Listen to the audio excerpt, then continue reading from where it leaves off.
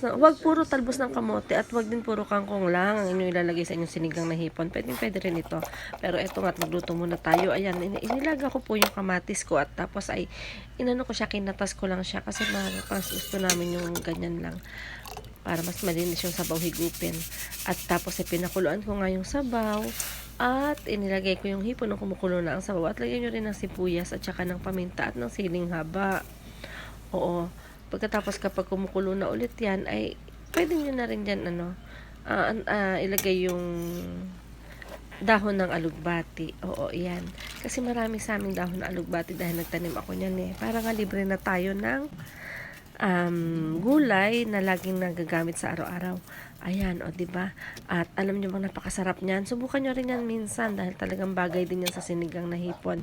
O at ayan nga, parang kinulangan pa ako sa talbos ng alugbati dyan at nilagyan ko pa ulit siya kasi dyan pa lang sa talbos ng alugbati pwede na maging kanin.